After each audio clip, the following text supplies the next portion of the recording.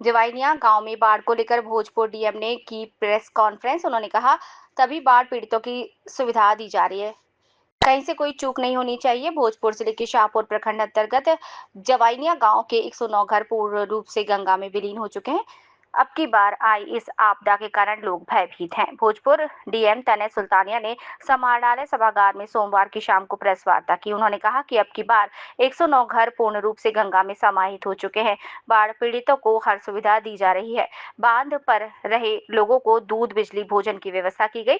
उन्होंने कहा कि ये प्राकृतिक आपदा है, जिला प्रशासन से जो हो रहा है वो किया जा रहा है। उन्होंने कहा कि कई और असामाजिक तत्व गलत अफवाह फैला रहे हैं, उनकी पहचान भी की जा रही है। इस आपदा की घड़ी में सभी को मदद करनी चाहिए। पिछले विगत वर्ष में भी वहां पर जमीनिया गांव में कटाव हुआ था।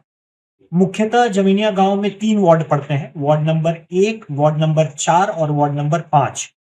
पिछले वर्ष जो कटाव था, गंगा नदी के फ्लड प्लेन में जो कटाव का डायरेक्शन था, उससे मुख्यतः वार्ड नंबर 4 प्रभावित हुआ था और कुल 64 घर गंगा नदी के कटाव के कारण पूर्ण रूप से इफेक्ट हुए थे और अन्य भी क्षेत्रों में वहां पर जल जमाव और फ्लड की स्थिति हुई थी।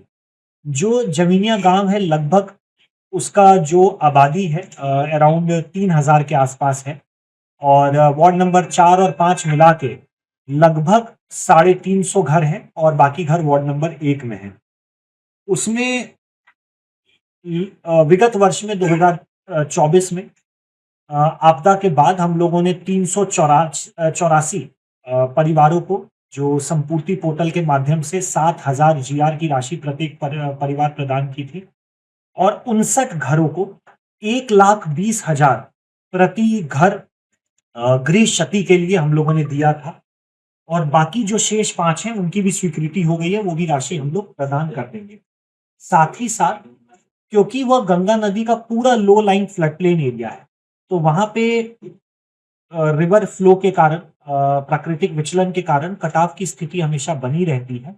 इसीलिए हम लोगों ने 29 भूमिहीन परिवारों को पर्चा भी दिया था ताकि वो वहां से हट के बच सकें और हम लोगों ने उन सभी परिवारों का, जमीनिया गांव में जितने भी लाभुक हैं, ना ही सिर्फ ये 64 बट अन्य का भी प्रधानमंत्री आवास योजना के सर्वे में भी नाम ऐड कर दिया है।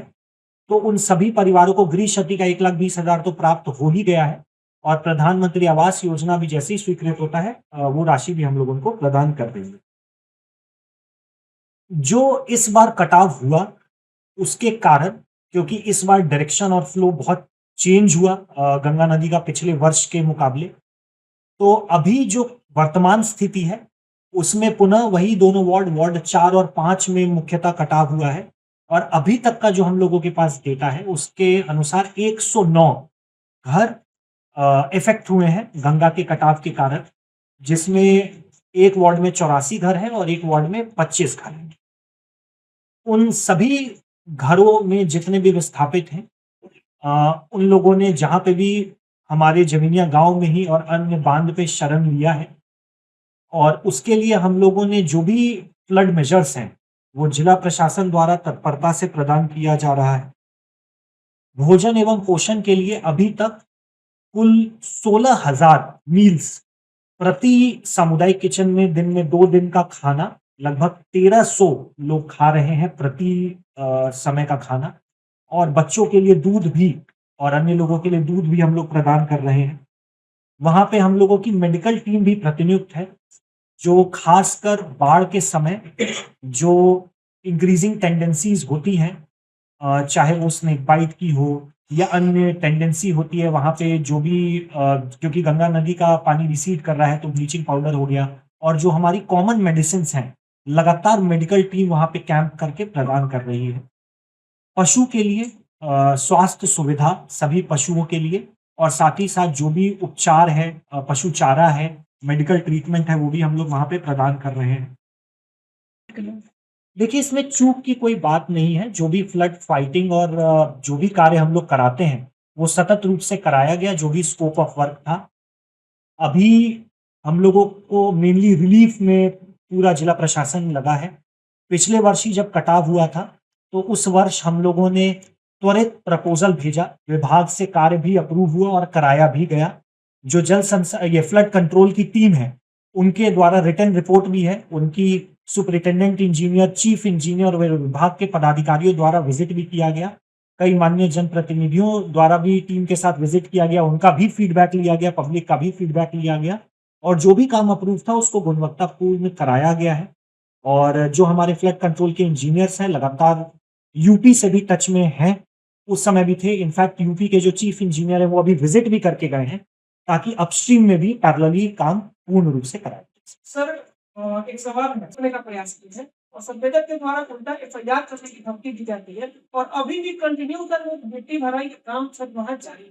इसको सर क्या आप एक्शन लेंगे? इस प्रकार की सूचना जहां से भी आती है, त्वरित हम लोग टीम विजिट करके कैंप कराते हैं, विभाग से भी कोऑर्डिनेट कराके चीफ इंजीनियर और उनकी अन्य टीम्स को बुलाया जाता है। जमीनिया में खासकर इस तरह की इनिशियली 1-2 कंप्लेंट्स आई थी, उसको तुरंत हम लोगों ने स्टॉप करके प्रॉपर गुणवत्तापूर्ण काम कराया था और डिपार्टमेंट द्वारा गुणवत्तापूर्ण काम कराया गया था। और जो भी अन्य अभी भी जिस प्रकार की भी कंप्लेंट्स आ रही है, उस पर त्वरित निष्पादन करते हुए काम कराया जा रहा है, ताकि किसी प्रकार का जो फ्लड कंट्रोल का काम है और खासकर बिफोर वाटर लेवल राइजेस, जो हमारा एंटी इरोजन का काम है, उसको हम लोग अच्छे से करें। दूसरा सर सवाल है जो आपने बताया 109 खरब